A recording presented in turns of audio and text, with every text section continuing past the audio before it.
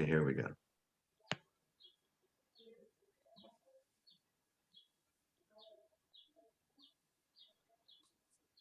Peter, are you ready to go? Okay, Carl, we'll begin. Basically, what I'm going to talk about today is this looming extraordinary crisis involving the prospect of war between Russia and Ukraine, which is an extraordinary turn of events. Unfortunately, one has to be a bearer of bad tidings that, if you will, we live in an era which is a mixture of the Gilded Age, a domestic circumstance that has features that seem to be the leading up of in the 1830s and 40s and 50s prior to our Civil War, and then the 1930s, the rise of these powerful authoritarian regimes in Eurasia, most specifically in this case, Russia and China. And it appears that Vladimir Putin is now making extraordinary demands on the Western Alliance, the Atlantic Alliance, basically demanding that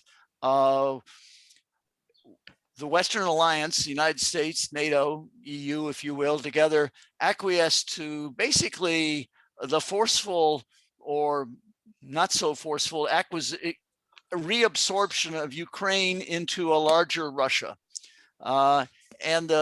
Excuse me, an article written last June by Vladimir Putin titled on the historical unity of the Russians and the Ukrainians basically set the stage for this crisis, which basically argued that the Ukrainians as a sovereign state do not have the right to exist, that they should be part of greater Russia. And that's where we are right now. And this crisis is also what I would describe as a gray swan scenario that is very high consequence, forecastable. Its certainty, its probability is very uncertain. Carl, next slide.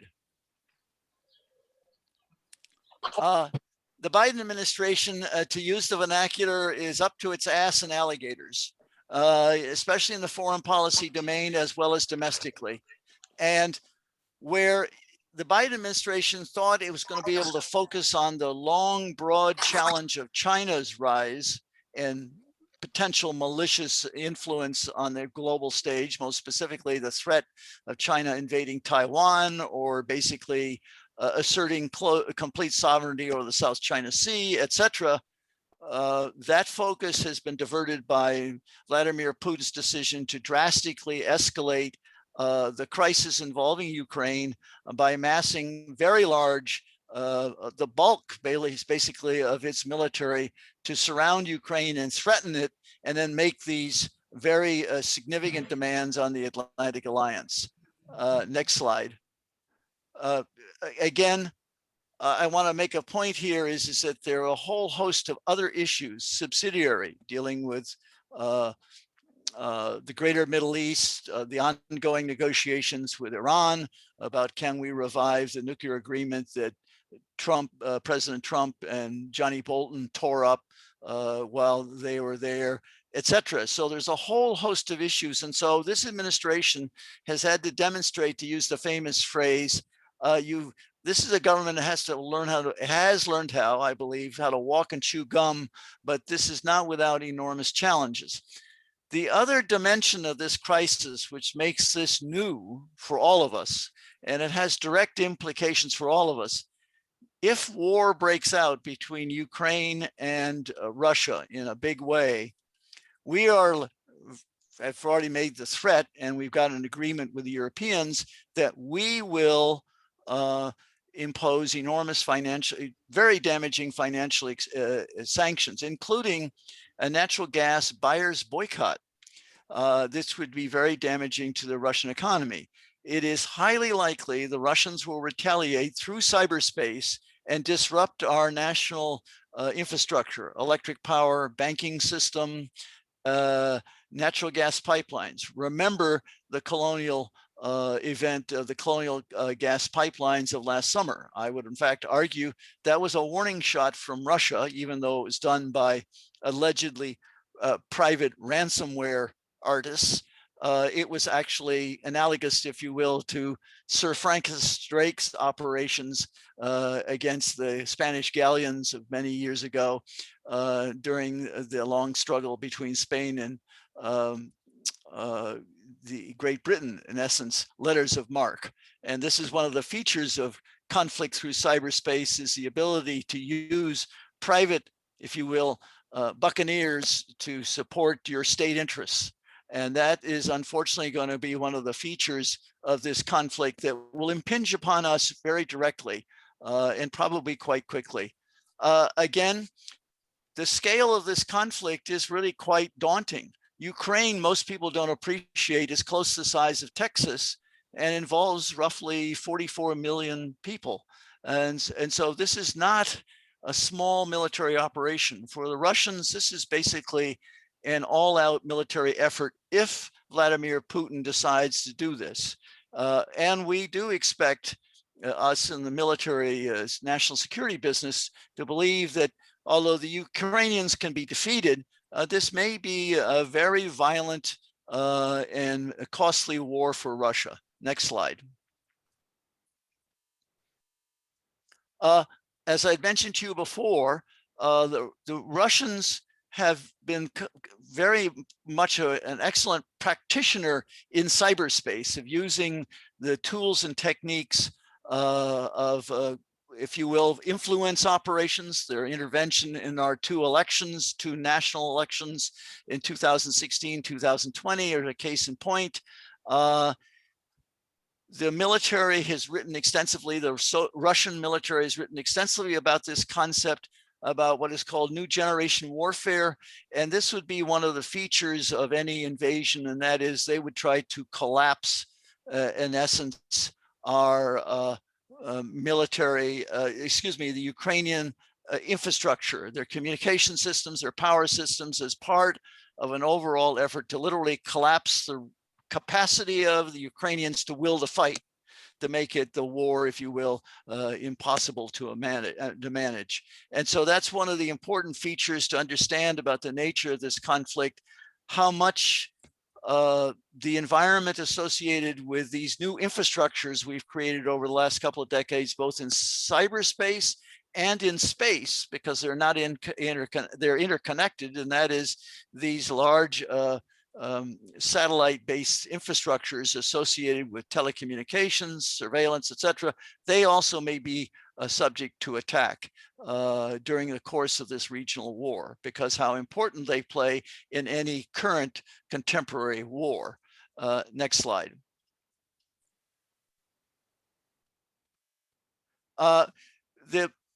The guests in the community, and I'm going to lay out a number of scenarios. Again, we can't know for certain how this is going to happen. The Russians, obviously, if they decided to destroy the Ukrainian state as we know it by force of arms, would like to do this with as fast as possible, lowest possible cost, understandably. And they will conduct a military operation, which looks very much like the opening phases of our 2 assaults on the Iraqi government. You may recall the phrase shock and awe, or what the Russians call non-contact warfare, meaning you don't use a large number of ground forces, but you use precision missiles like the ones you see over there in that picture, what is called the SS-26. It's a mobile rocket launcher, which is very accurate. And then you also have the prospect that the Russian Air Force, which is not very well equipped with precision guided munitions, may carry out carpet bombing of 1 or 2 of the Ukrainian cities to terrorize the Ukrainians and or to try to crush resistance. And we have a model for this, the use of Russian bombers to destroy the resistance in Aleppo, Syria. This occurred several years ago. Finally, they will use special forces, helicopter, airborne assault to hopefully decapitate and rapidly collapse the Ukrainian government, that is Kyiv, which only resides no more than about 100 miles south of Belarus, which is off to the west of Russia proper. And what's been happening in the last week or two, which is most ominous, is a major military buildup in Belarus just north of Kyiv. And so one of the possibilities is that this operation will be as mainly designed, kind of like the coup that occurred when the Russians occupied Kabul in Afghanistan, in the belief that if they rapidly collapse this government, resistance nationwide will fall apart. So they hope. But the Russians are realistic in this regard, and they also have seen our prior experience in this regard about the notion of a quick and easy kill, so to speak, and therefore the war might be much more massive and therefore much more costly to both Russians and Ukrainians. And again, the plan would be this might be the way the war begins, but it might well expand, especially if the Ukrainians fight. Next slide. Again, Russians have developed over time a variety of ways to carry out precision strike operations just like we do. They have a family of cruise missiles, just like the Tomahawk cruise missiles that we have used extensively in a variety of regional wars to attack a full spectrum of targets, whether they are military or civilian, and they can be air, sea, or ground launched. There is a big question mark about how big their inventory of these weapons are. That is, that they can shoot a substantial barrage of these weapons for a short period of time, but then would have to resort to more, if you will, traditional forms of military violence, if you will, the more traditional weapons that we associate going back to World War II, heavy artillery, multiple rocket launchers, tanks, and all the rest. Next slide. This is one scenario that's courtesy of CSIS, which is one of the research groups based here in Washington, looking at different possibilities. This is what some people would call in the vernacular the limited hangout option. That is basically to seize control of the southern coast of Ukraine, above all seizing Odessa, therefore denying the residual rump state access to the sea, and gaining complete control of this area, including the canal that provides water to the Crimea, as you can see below. And they might launch an amphibious assault on Odessa as part of this operation. This operation is possible, but it may be one of these situations from Putin's point of view that, yes, it might be successful militarily, but would not necessarily be decisive militarily, because the bulk of the Ukrainian state would still survive and be willing to fight and resist. And so therefore, this might drive the Russians to conclude that if they are going to use violence and force in this regard, it will be in a much more fulsome way, as I will describe shortly. Next slide. Again, any airborne air assault operation, we know from our own experience, amphibious assault is inherently very risky. And one of the big questions here is how well equipped will the Ukrainians be in trying to be able to shoot down literally the helicopters or the airborne heavy lifter aircraft that are used in any assault. Or, as you can see in the picture above, that is basically a Ukrainian designed and built anti-ship weapon called the Neptune, launched from a truck. Therefore, it can be hidden and hard to find, and therefore hard to kill before the fact. Those would be extremely dangerous to that amphibious force that it was exercised last spring on a large scale in the Sea of Azov. The Russians have been practicing this war, if you will, starting last May, and many people have forgotten about that.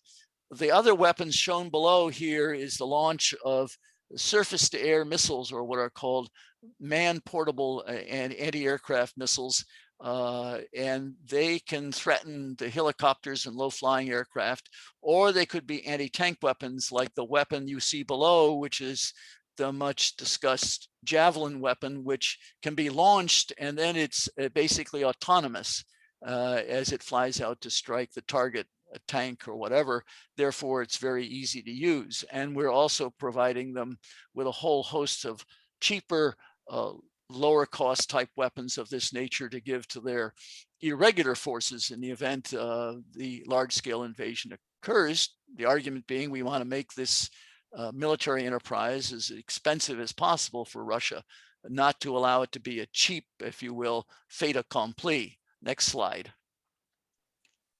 Again, this is, I would argue, this is the scale of the military operation that now may happen, because most importantly, what's happened, as I mentioned to you before, is the movement of forces that have occurred from the Far East. And that's an interesting analogy here of Stalin's decision, by the way, in 1941, moving his forces, or large portions of those forces of the Red Army, out of the Far East to defend Moscow in the winter of 1941, because he was convinced that the Japanese would not, if you will, jump him while his forces are much weakened. Now, I'm not expecting the Chinese to betray the Russians, but I'm just simply saying, in essence, what this summit that preceded the Olympics this Friday was about, to get reassurances from the Chinese that they would provide financial and other forms of assistance if we, the United States and our European allies, come down hard financially on the Russian government and economy. And also these forces in these, as pictured above, have now moved into Belarus. And as you can see in that green dotted line, would be used as part of the invasion scenario to seize Kyiv and also basically seize all of Ukraine east of the Dnieper River. Now, what's significant about that is that that part of Ukraine is much more higher population of Russian speakers. And unfortunately, the Russian intelligence community, as well as Putin himself, may believe that the bulk of this population will still greet, if you will, the Russians as liberators. My own personal view, and the consensus, I think, in this town of experts who study this, is that that will be a brutal failed expectation, but so be it. This may be the nature of the invasion, in which they seize, quote unquote, the good parts, meaning the major cities along the Dnieper River, which, by the way, are the major military industrial sectors, which heretofore, prior to the crisis of 2014, were available to provide specialized technology like gas turbines for the Russian helicopters, etc. All of those facilities, much of that industry is there along the river and could be seized by the Russians in the belief that the Ukrainians are not prepared to destroy them. So therefore, that would be, if you will, to be blunt about it, war booty as part of this military operation. Again, a lot of uncertainty about how ambitious, if you will, the Russians will be militarily speaking. Next slide. This is, there's again a debate in our community writ large about, well, will they allow a rump state to survive in the West, where, by the way, historically, those Ukrainians were the ones who carried out resistance and also supported Adolf Hitler's invasion in 1941 to, in essence, try to, quote unquote, liberate Ukraine from the Soviet yoke, so to speak. But it is possible that especially now that they have forces deployed in Belarus, Putin's ambitions may be complete. That is, he will want to basically occupy all of Ukraine. This will be a daunting task. There's other analyses done by former colleagues of mine at the RAND Corporation and elsewhere that suggests that the occupation force would number close to 500,000 Russian police and troops for a long period of time, and there would likely to be considerable internal resistance. But again, Vladimir Putin may have decided in this phase of his life that this is the legacy he wants to leave, which is a reconstituted Russian empire, not a Soviet Union, which he basically gathers in his minds, gathers the Russians. He again in this article used the same kind of rhetoric that Hitler used in his famous book Mein Kampf about gathering the Germans. So again, we're dealing with a leader who has now talked to himself the idea that this is one of his primary missions in life.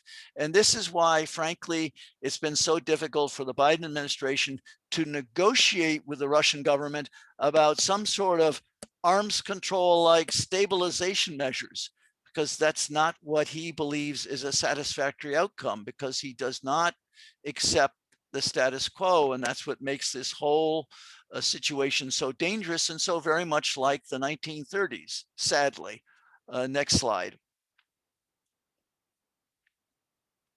Again, these are the tools of warfare. I won't spend a lot of time, but a lot of this, for some of you may say, this looks an awful lot like World War II. The only difference is the weapons, many of the weapon systems are guided weapons and much more lethal than the old style, if you will, unguided, classic unguided weapons of World War II or the Korean War or Vietnam. And so the other innovation, as you can see down here, both sides will use drones to provide information to their long-range artillery forces, rocket forces, to carry out devastating attacks on both sides. Now, the Russians clearly, from a material point of view, are quite superior to the Ukrainians, although the Ukrainians have a fairly substantial inventory of weapons of this category. And so therefore, kind of like Poland in 1939, they might put up a hell of a fight. And again, this is one of the big question marks, which we can't know before the fact, is what's the will to fight on the part of the Russians, Ukrainians, which could have a profound effect on the course of this conflict. Next slide.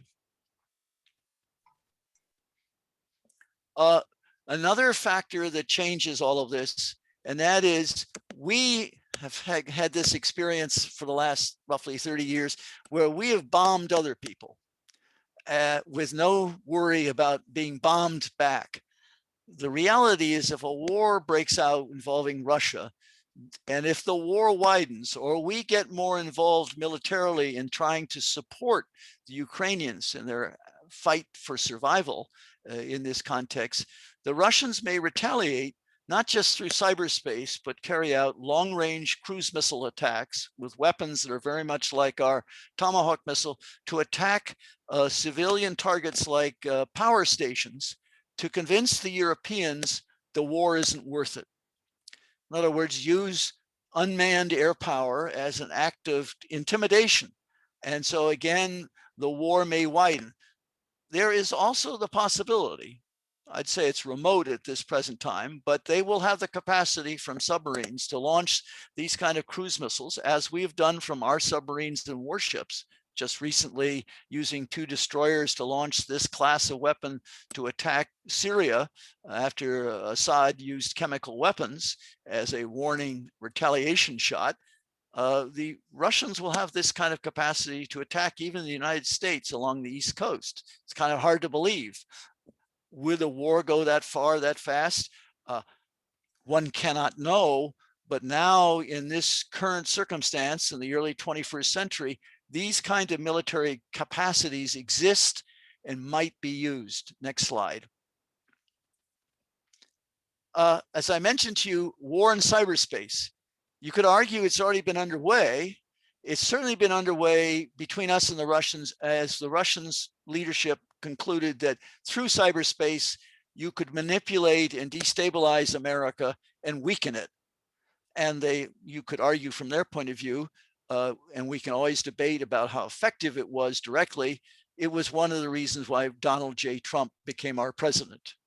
And he's no longer our president at this time, and we have Joe Biden, but the Russians may conclude that the American public, divided as it is, may not tolerate the inconvenience of seeing its gas stations lose their ability to, pump gas or electric power, or your ATMs fail. And the Russian leadership may believe that that kind of threat, carrying out that in response to the financial sanctions, the other sanctions that have been much talked about, would change American public opinion to argue back off, don't support this vigorous response to Russia. I think personally this would be a grotesque miscalculation of our nature and character. But again, what is the nature of the calculus? And the point being I want to make to you all is I would suggest as this crisis gets worse, that you withdraw possibly $500 to $1,000 from your ATM machine. It may not work for a while. You may want to store water, etc. In other words, prepare for the next big hurricane, because our lives may be very directly disrupted, even if the United States chooses to stay out of this conflict in a direct military way. We are going to be deeply involved, whether we like it or not. Next slide. War in space. Now that's, for some of you, may seem rather exotic, science fiction-like, but again, I will remind you that the Russians chose to carry out an anti-satellite attack on an old Russian satellite as a target in orbit. The weapon that you see off here to your upper left was launched to strike a Russian satellite and create an enormous debris field. And it menaced the International Space Station, of which there are 2 Russian cosmonauts. And so then the question you ask, is this an act of intimidation? Why was this done? And then the question is, do the Russians believe that they can seriously damage the infrastructure of space-based vehicles of one form or another, satellites that provide telecommunications, surveillance, and most importantly, navigation signals, the GPS infrastructure? And would the Russians, in the event of this conflict widening or getting more dangerous, be prepared to conduct operations in orbit, so to speak, to disrupt and damage not only military, but civilian infrastructures? By the way, one consequence of this war, it might well leave behind a debris field that makes space operations for a long period of time extremely risky. So again, this is another feature of this conflict, makes it very different, for example, than during the era of the very, very dangerous crisis in 1962, in the fall of 1962, involving the Soviet decision to deploy missiles into Cuba, and then the Kennedy administration's response to all of that, and the political military crisis, which at the time was extraordinarily dangerous. There, I think we were much closer to the use of nuclear weapons. Here in this conflict, we don't know, but that looms in the background. Remember, both sides possess, the United States and France and Great Britain, smaller but still very dangerous nuclear arsenals, as well as the Russians. Next slide. The other dimension of this, which is also makes this different than other prior crises, is the role of energy. And here, interestingly enough, the Biden administration correctly has decided to help and convince the Europeans, above all the Germans, that there are alternative sources of natural gas. As you can see in this map up here, there's a new pipeline that has just been finished under the Baltic Sea called Nord Stream 2, which provides gas that goes directly from Russia to Germany. It's been very controversial for some period of time. Biden administration acquiesced to it as a sort of peace offering to Angela Merkel, who was at that time the Prime Minister of Germany. The hope is that maybe things would calm down and our relations with Germany would improve, unlike their testy relations between Angie Merkel and Trump, etc.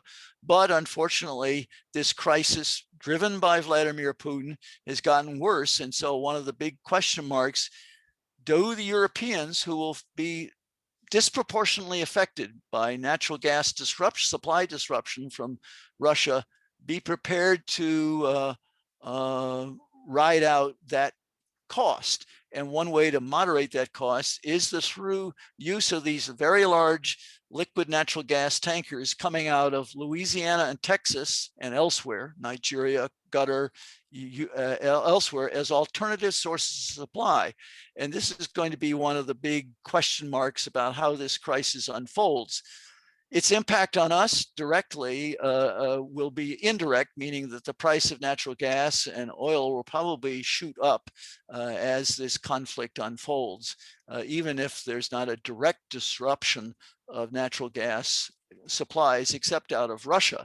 And so again, the question here from the Biden administration and also from the point of view of domestic politics, this could hack this event, this war could be highly inflationary because its impact on commodity prices. I would also note Russia, interestingly enough, most people are probably unaware of this, is the major exporter at this time, more so than we, of wheat, along with Ukraine. And all of that export would stop. And so again, price of grain, therefore of food products, could shoot up as well. So again, there are all sorts of enormous global side effects of this conflict, that this is not going to be a small war in a far off place of an area of the world where we know little and care less. Next slide.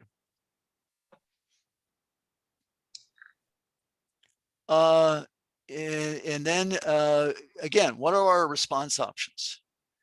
And again, the bulk of the force is here to carry out crippling economic sanctions. And we are now going to reinforce, we're beginning this process of reinforcing Eastern Europe. For a long period of time, as part of a mutual agreement with Russia, NATO did not put significant forces into the new members of NATO, Poland, Romania, and the Baltic states, most specifically. But we started to reinforce those places with NATO forces after the annexation of Crimea and also the intervention in Donbass by Russian military forces during the summer of 2014, excuse me, the 100th anniversary, by the way, of World War I. The question is, one consequence, and in my opinion, Putin, I think, has made a terrible mistake, but it wasn't obvious before the fact that there was going to be a mistake. It looks like the Atlantic Alliance is going to hold together, and the United States, the US Army basically is going back to Europe. The question is, how big, how long, as a result of this conflict, if this conflict occurs. And even if the conflict doesn't break out, war does not break out this winter. And why do you say is it going to happen? Why do the experts say it might happen this winter? It's because the ground is frozen, and therefore it's easier to maneuver what we call mechanized tanks, armored personnel type forces across a frozen battlefield. This spring, for several months, this part of the world turns into a bog, mud, and therefore it's much more difficult to operate these types of forces. Not that it's impossible for them, but much more difficult. The Russians probably, if they don't go to war in March, Putin would wait till this summer for a variety of reasons. Also, above all, the terrain would be better. On the other hand, from his point of view, from a strictly military point of view, waiting doesn't help him, because that gives the Ukrainians more time to arm themselves or get arms from us, and more time for us to be ready. So unfortunately, the time horizon here is in the next 2 weeks, meaning the Olympics end on February 20th. Putin may have had an agreement with Xi Jinping not to do anything, shall we say, don't step on his parade by starting a war in the middle of China's Winter Olympics. But after February 20th, as they say, hang on to your hat, because it may get very, very windy. Again, the degree of the military operation, I think fundamentally won't make a much difference how NATO reacts to all of this, simply because if there's a major act of aggression, even if it's simply, quote unquote, to seize Kyiv and overthrow the government by force of arms, the sanctions and the response will probably be very similar. And I think also Putin knows this. So then the question is, how, as they say, big a bite of the apple will he take? And again, how will we react if there are major attacks on the infrastructure through cyberspace, affecting Europe, affecting the United States? We could easily retaliate. We have very powerful offensive capacity here. And so this is another way in which the war might widen, because we might be able to cripple the Russian rail system. And the Russian army is very dependent upon that rail system to provide supplies for any large scale military operation in an invasion of Ukraine.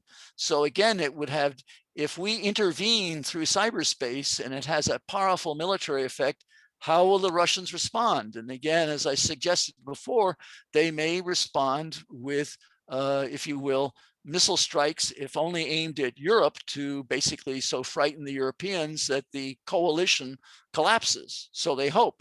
Although I must say, if we look at our own experience in trying to bomb people into submission psychologically, those experiences have been, to put it bluntly, disappointing.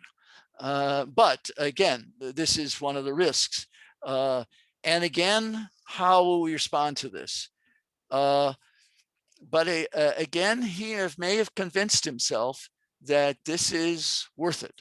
And that is the great unknown. This one individual controls, if you will, history and our fate in a very profound way in the next matter of weeks, I would argue. Next slide.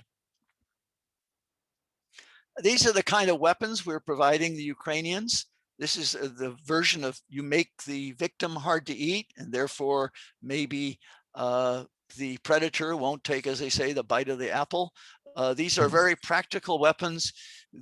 These are self-guiding anti-tank weapons or various forms of low-altitude air defense weapons.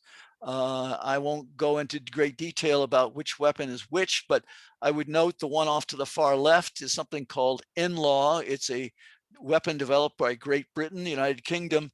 It's a very simple weapon that you line up with the tank and then fire it. It's a throwaway weapon, but it's, interestingly enough, it's self-guided and it overflies the tank and then detonates a unique type of warhead which penetrates the top of the turret of the tank and basically blows the tank up. So therefore, an infantryman has the capacity to destroy a main battle tank.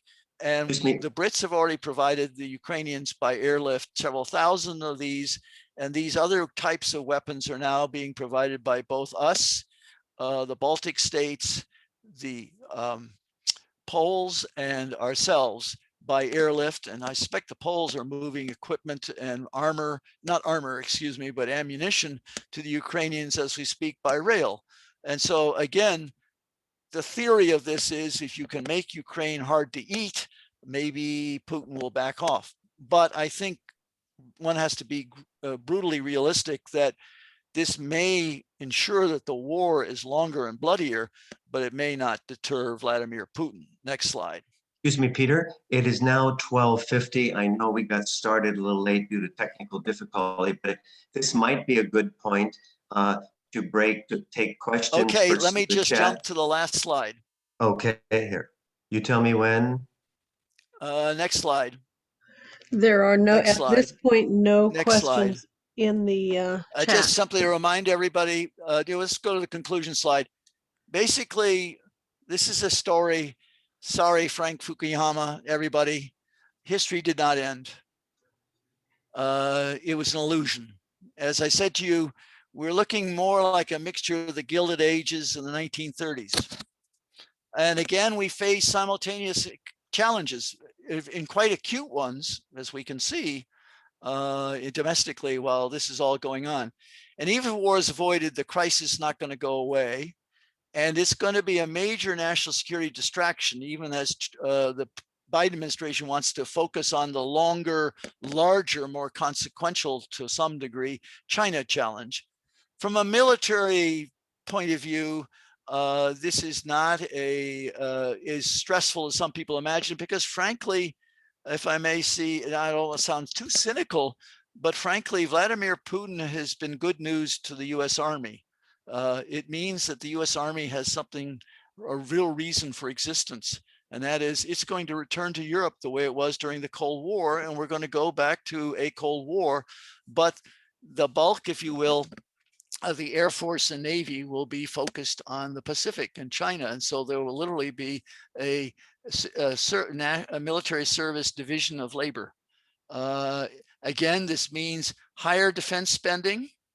And what will that do to affect the political dynamics in this country about the fate of the Build Back Better, enterprise, and again, the argument about how big a deficit are we going to have. I would also note one comment about energy, and that is, given the national security importance of natural gas and the availability of natural gas, alternatives to Russian natural gas, I think the momentum within the green movement, or certainly in the Biden administration, there will be a reconsideration about how quickly are their plans of trying us to phase out of the use of natural gas as an energy source. But we can come back to that story later. And again, what should we be prepared to sustain Ukrainian resistance? In other words, turn this into another Afghanistan at a very dangerous level and very high casualties on both sides. And what should we do? And a very, very hard set of questions. And as I suggest to you, the dynamics of war of this scale are extraordinarily dangerous. And then finally, we have to deal with the reality that both China and Iran will be watching how this story unfolds. And there's a larger geostrategic story about what this will mean for relations with the rest of Eurasia, depending upon how the war starts, is conducted, and ends. And again, all great giant unknowns. Sorry to bring bad news, but this is the world we're living in.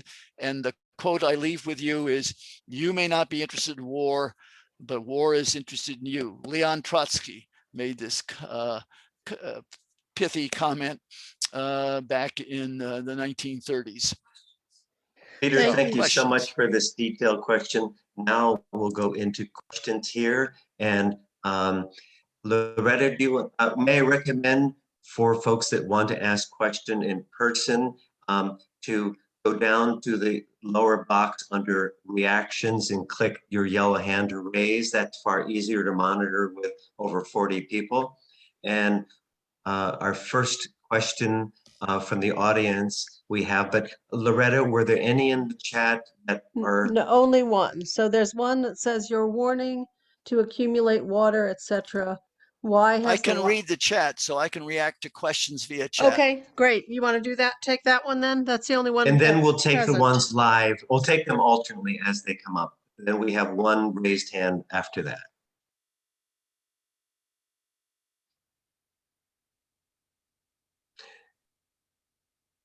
Go ahead, Peter. Peter, there was a question apparently about preserving water. What was the essence of that question? Okay, I'll read it again. I thought Peter was going to take them from the chat. Okay, your warning about accumulating water and etc. Why has the White House not given this warning? Is this like Trump not wanting to alarm the American people?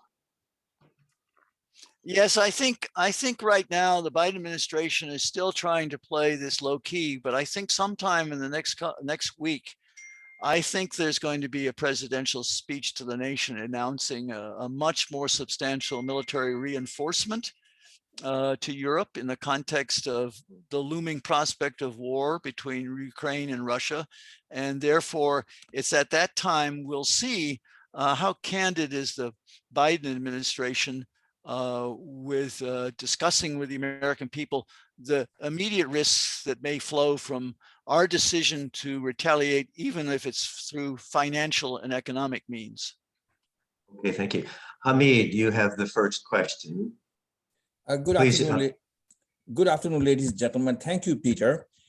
The great empires have vanished, and England does not lust after India or Australia to rule them directly. Why is USSR and Russia is doing towards Ukraine? Number one. Number two, I'd like to understand that what is Russia's interest towards Ukraine? In what way it will benefit, other than that ego that the USSR, the Tsarist Russia is expanding? Other than that one, why cannot Russia listen to the Roddy King that we can all get along? End of my question. Hamid, that's a very good question. And the answer is Vladimir Putin lives in many ways in the era of the Soviet Union and above all the era of the 19th century, and wants to basically reconstitute a Russian superstate. And as Zbigniew Brzezinski said many years ago, without Ukraine, there cannot be a reconstitution of the Russian Empire. And that's, I think, a reasonable statement. Certainly, Vladimir Putin believes that.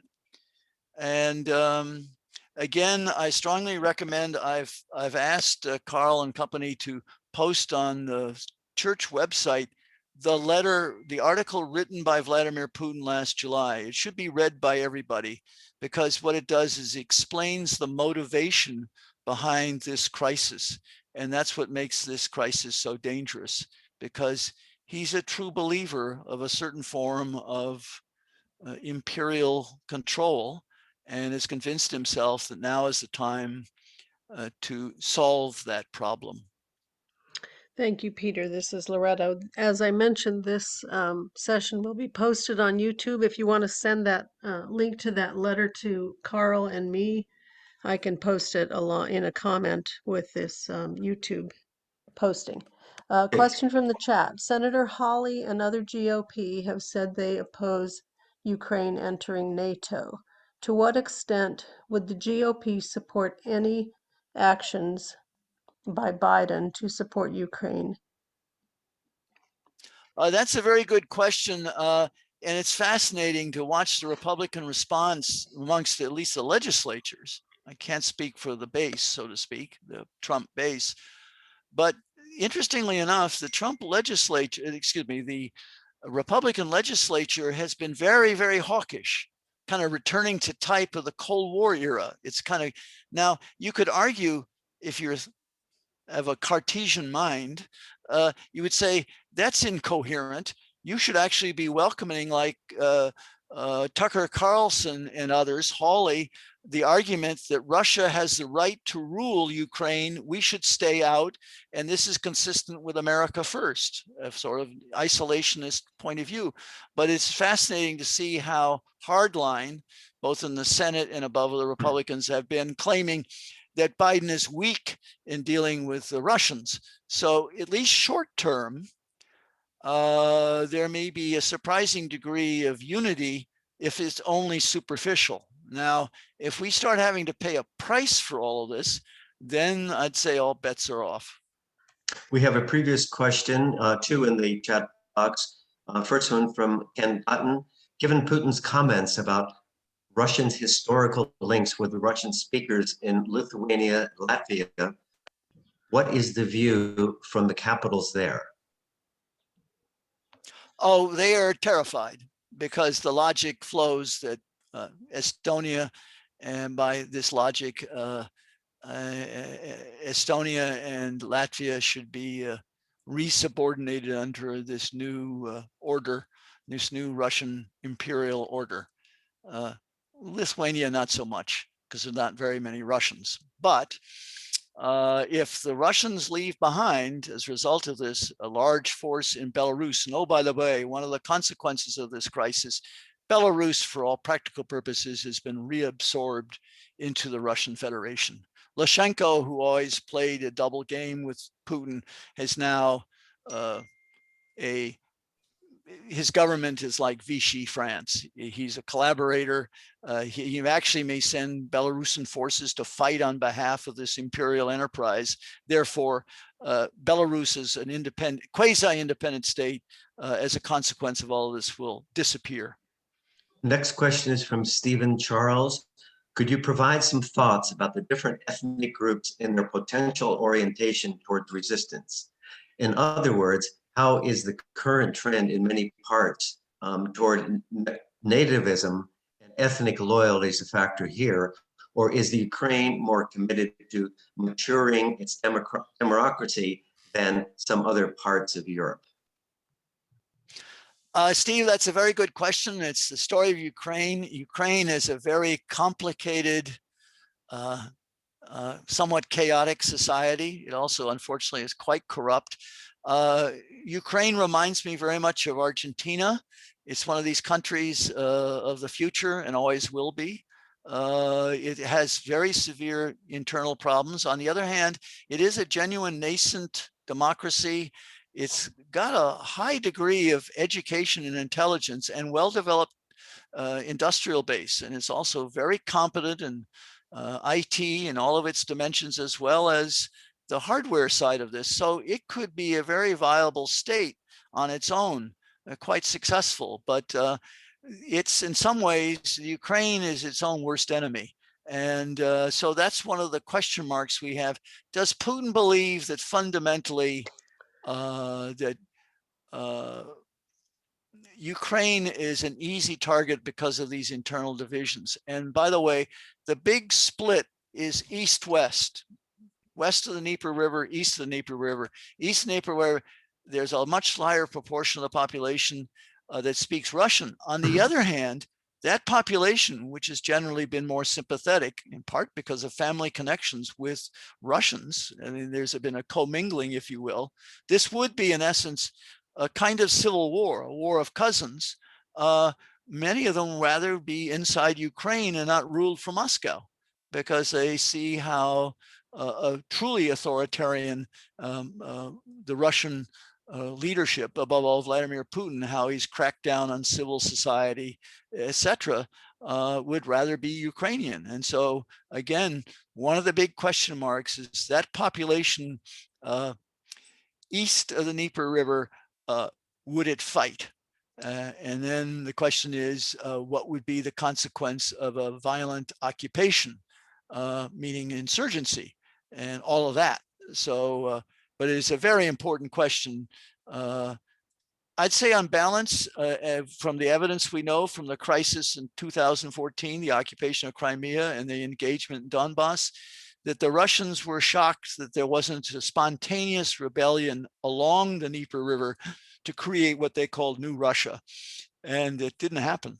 And they actually had to intervene to save the rebellion in Donbass from a pickup game, because the Ukrainian army had basically been disarmed under the previous Ukrainian Quisling leadership that was totally beholden to Putin. We have a question from Don Cherry. What about the suggestion that Ukraine be neutral like Austria?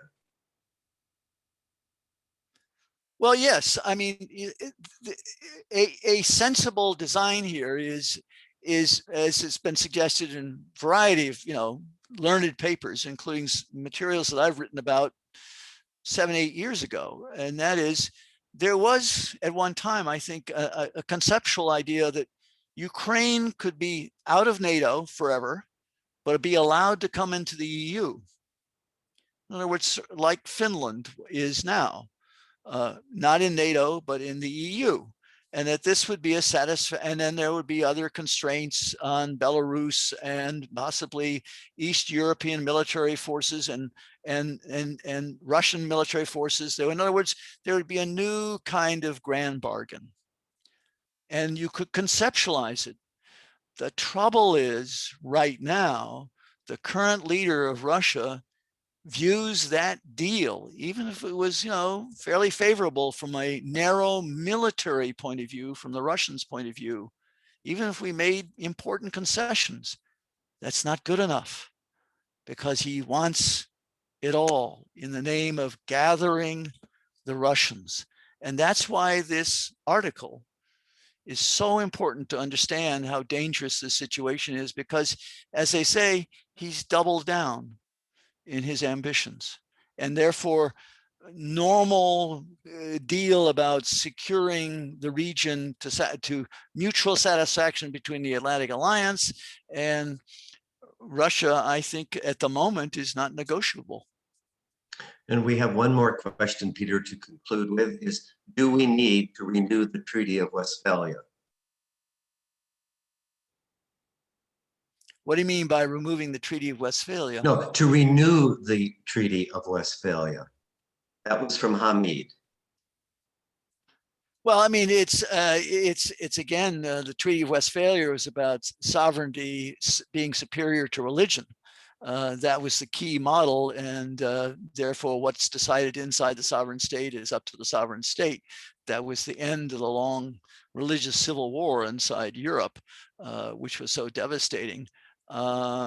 This is not about religion per se. There's a religious dimension of this, but what's important here is to understand the cultural affinities. In essence, Ukraine's relationship to Russia is in many ways like the relationship between Canada and the United States.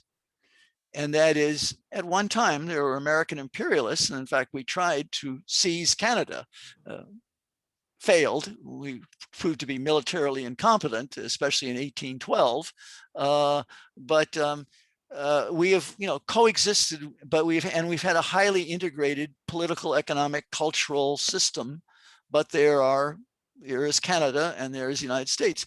Russia could have had a relationship, I believe, with Ukraine, very much like ours with Canada, very closely and in positive ways relating between Russia and Ukraine economically and every other way because of their long-standing cultural and other ties. But that we're not at that place now.